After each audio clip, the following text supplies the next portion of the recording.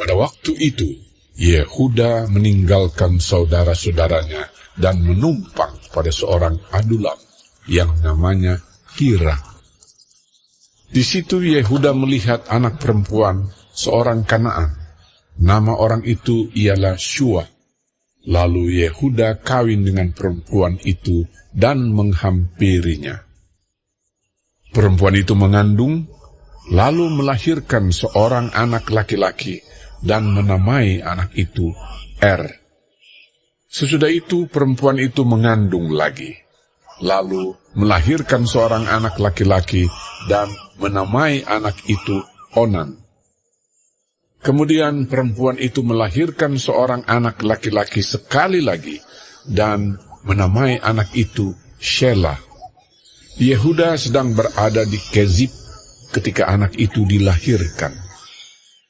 Sesudah itu Yehuda mengambil bagi Er, anak sulungnya, seorang istri yang bernama Tamar.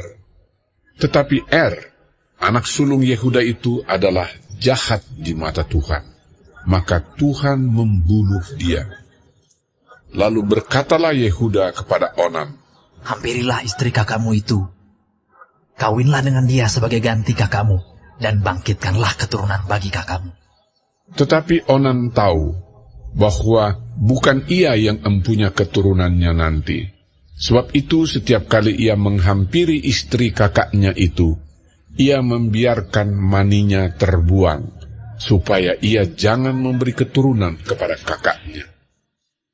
Tetapi yang dilakukannya itu adalah jahat di mata Tuhan. Maka Tuhan membunuh dia juga.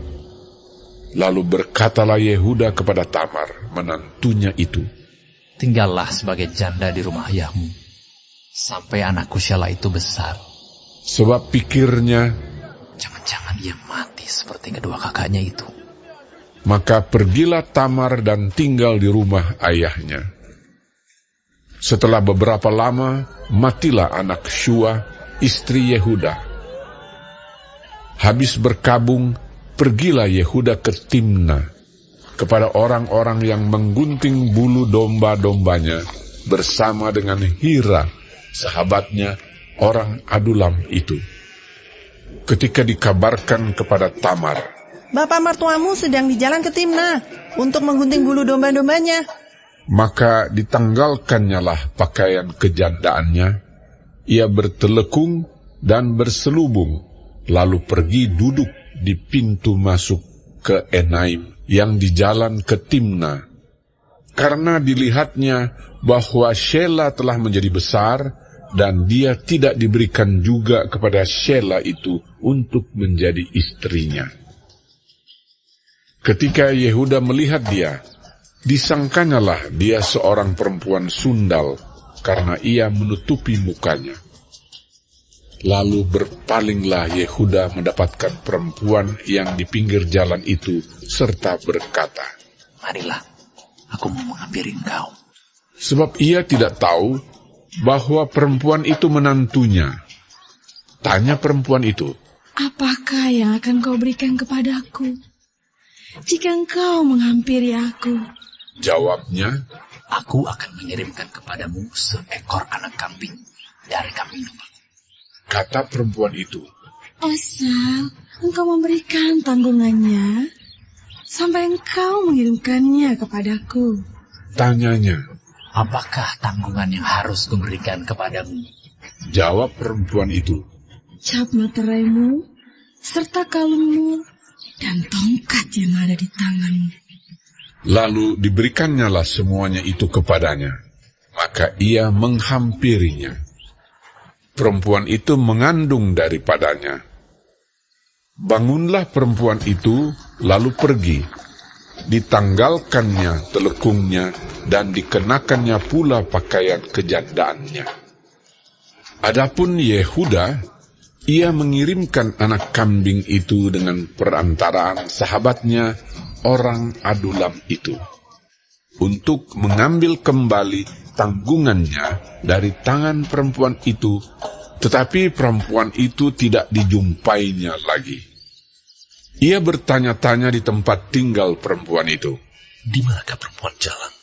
yang duduk tadinya di pinggir jalan di Enaim itu? Jawab mereka, Tidak ada di sini perempuan jalang. kembalilah ia kepada Yehuda dan berkata, Tidak ada kujumpai dia. Dan juga orang-orang di tempat itu berkata, tidak ada perempuan jalang di sini. lalu berkatalah Yehuda, Biarlah barang-barang itu dipegangnya, supaya kita jangan menjadi buah olok-olok orang. Sungguhlah anak kambing itu telah kukirimkan, tetapi engkau tidak menjumpai perempuan itu. Sesudah kira-kira 3 bulan dikabarkanlah kepada Yehuda, Tamar menantumu bersundal, bahkan telah mengandung dari persundalannya itu. lalu kata Yehuda, Bawalah perempuan itu, supaya dibakar. waktu dibawa, perempuan itu menyuruh orang kepada mertuanya mengatakan, Dari laki-laki yang mempunyai barang-barang inilah aku mengandung. juga dikatakannya, Periksalah, siapa yang mempunyai capat terai serta kalung dan tongkat ini? Yehuda memeriksa barang-barang itu, lalu berkata, Tetapi perempuan itulah yang benar, karena memang aku tidak memberikan dia kepada Shelah, anakku. dan ia tidak bersetubuh lagi dengan perempuan itu. Pada waktu perempuan itu hendak bersalin, nyatalah ada anak kembar dalam kandungannya.